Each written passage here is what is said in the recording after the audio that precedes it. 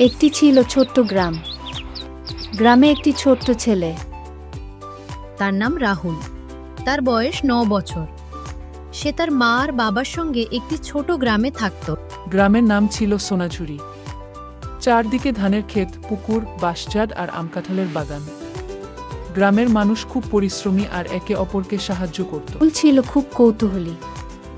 নতুন কিছু দেখতে, জানতে আর শিখতে তার খুব ভালো লাগত। প্রতিদিন সকালে সে পাখির ডাক শুনে ঘুম থেকে উঠত, মায়ের সঙ্গে গরুকে খড় দিত, তারপর স্কুলে যেত। একদিন স্কুল থেকে ফেরার পথে রাহুল গ্রামের শেষ প্রান্তে একটি পুরনো বটগাছের নিচে বসেছিল।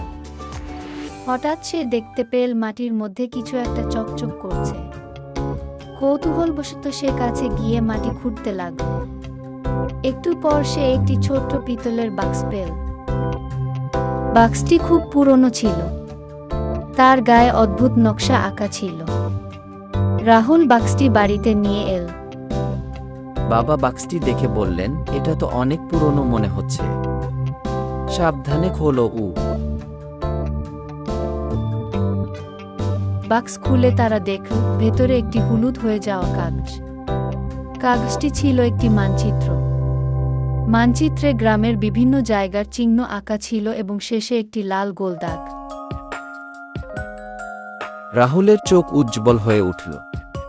সে বলল, বাবা, এটা নিশ্চয়ই কোনো গুপ্তধনের মানচিত্র।